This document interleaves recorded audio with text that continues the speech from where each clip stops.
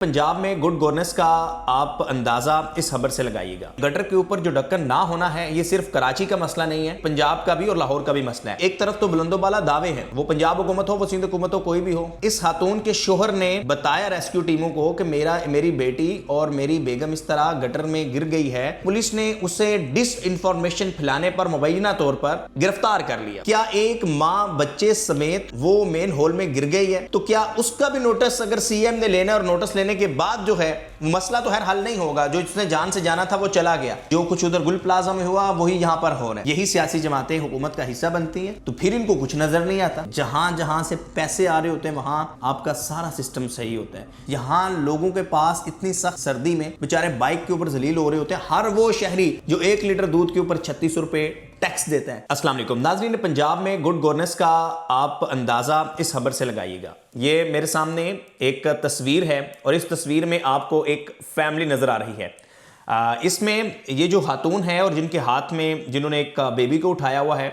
ये दाता दरबार के करीब एक तामीराती काम हो रहा होता है। वहां पर ये खातून और इनका बच्चा गिर जाते हैं गटर के ऊपर जो है वो ढक्कन ना होने की वजह से। तो ये गटर के ऊपर जो ढक्कन ना होना है ये सिर्फ कराची का मसला नहीं है, ये पंजाब का भी और लाहौर का भी मसला है। आप सितम ज़रीफ़ी देखिए, आप अलमिया देखिए कि एक तरफ तो बुलंदोबाला दावे हैं, वो पंजाब हुकूमत हो वो सिंध हुकूमत हो कोई भी हो, उनके दावे हमें नज़र आ रहे होते हैं। प्रेस कॉन्फ्रेंसिस में उनके बड़े बड़े बयान नज़र आ रहे होते हैं।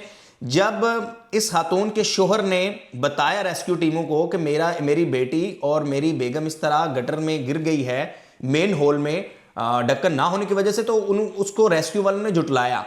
और सिर्फ जुटलाया नहीं बल्कि पुलिस ने उसे डिस इंफॉर्मेशन फैलाने पर मुबैना तौर पर गिरफ्तार कर लिया और उसे कहा हिरासत में ले लिया कि तुम ये गलत मालूमात फैला रहे हो, कोई तुम्हारी बेगम या बेटी नहीं गिरी मेन होल में। और फिर क्या हुआ? फिर हुआ ये कि वो तो कोई डिस इंफॉर्मेशन नहीं फैला रहा था, उस बेचारे की जो है वो तो बेटी और बेगम उस नाले की नज़र हो गई थी। और वो कह रहा था कि अब मैं अपनी दुहाई किसको सुनाऊं, रेस्क्यू वाले जुटला रहे हैं। पुलिस ने गिरफ्तार कर लिया और फिर 3 घंटों बाद जो है उसकी बेगम की जो है वो लाश मिल गई सीवरेज से।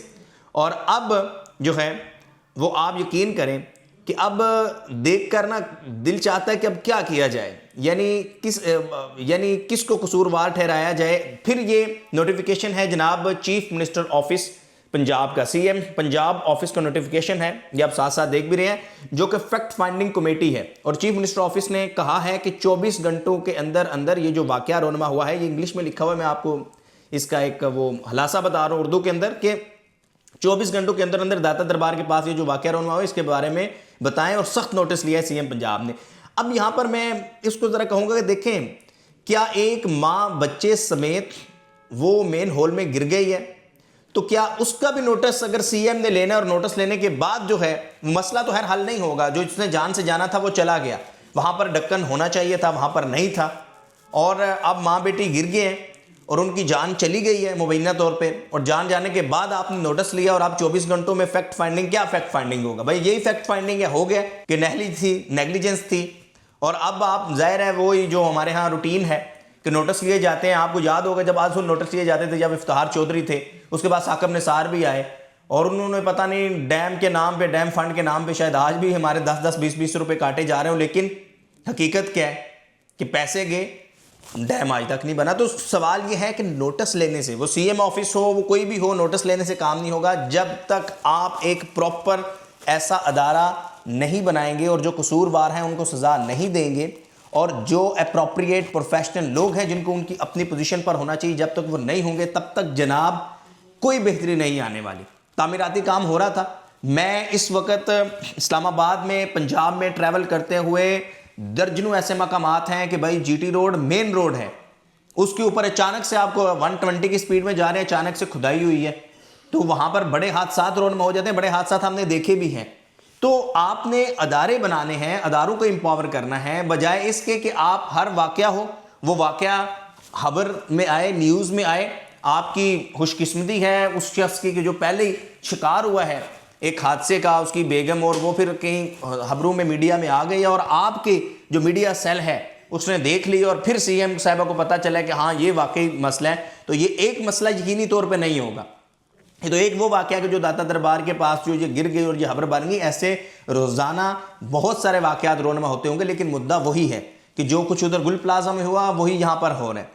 सियासत, एक दूसरे की बुराइयां दोनों सियासी जमातों को नजर आ जाती हैं। हर सियासी जमात को एक दूसरे के अंदर जो बुराइयां हैं वो नजर आ रही हैं।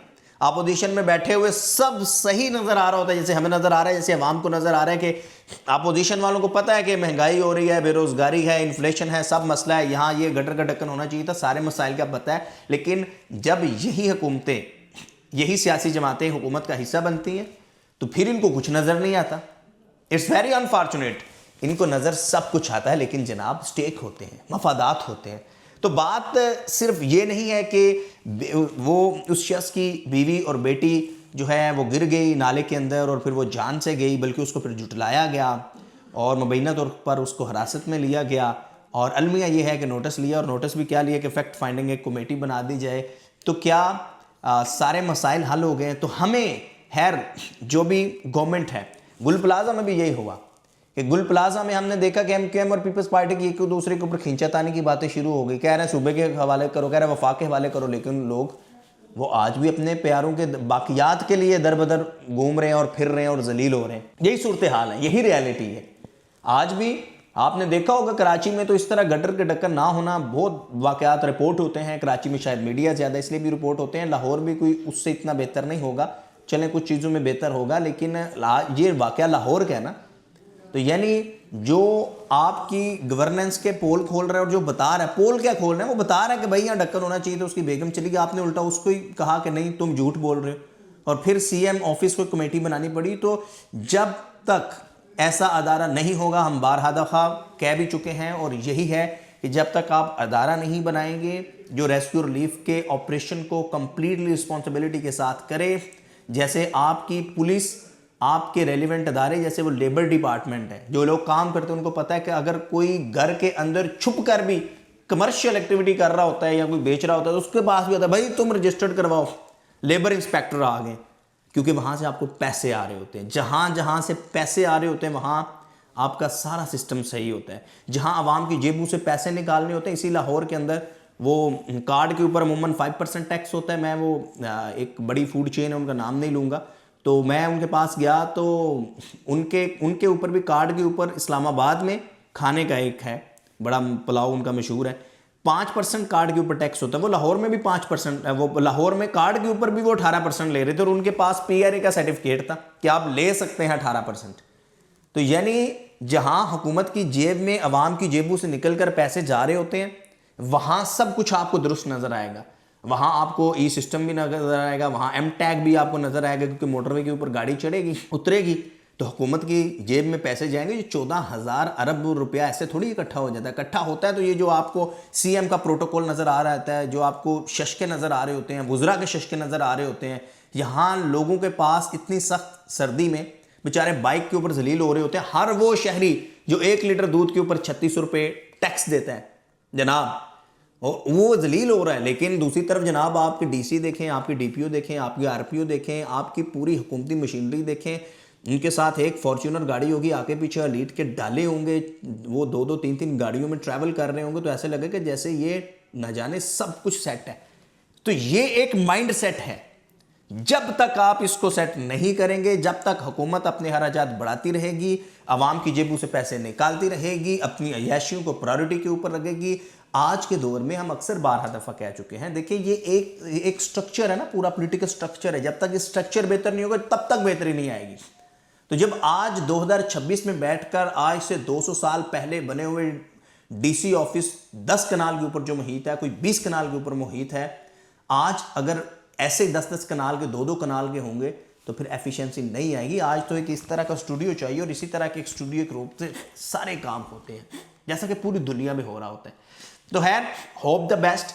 हम यही उम्मीद करते हैं कि जिस तरह नोटिस लिया है अभी मरीम नवाज साहबा ने कहा 24 घंटों में करें, इसी तरह ये जो अफसरशाही है, ये जो अफसरों के शशके हैं, और जाहिर है ये जो अफसरशाही, जब आप इतनी ठंडे कमरों में बैठकर, बंद कमरों में बैठकर फैसले कर रहे होंगे और आप बड़ी बड़ी गाड़ियों में होंगे, तो फिर आवाम की अजियत तो आपको नज़र नहीं आएगी। जैसे वो डीसी गुजरात का हमने आपको बताया था फ्लड के अंदर कि वो सीएम के सामने ही झूठ बोल रही थी, तो यही होगा। तो सीएम साहबा को चाहिए कि वो इस अफसरशाही को कंट्रोल करें और उन्हें अवाम के मुताबिक अवाम के लेवल में लाएं, तो फिर देखें तब्दीली कैसे आती है। बहरहाल जी ये वाकया था और इस वाकये ने इस वक्त हलचल मचाई हुई है कि दावे जो किए जाते हैं दावे हैं, कुछ बेहतर भी होगा, लेकिन ऐसे वाकयात भी रोनमा हो रहे हैं जिसमें अवाम जो है वो किस तकलीफ में मुब्तला है और किस अज़ियत में मुब्तला है। देखते रहिए YouTube channel, please subscribe this YouTube channel, क्योंकि ये आपका अपना यूट्यूब चैनल है। अल्लाह हाफिज़।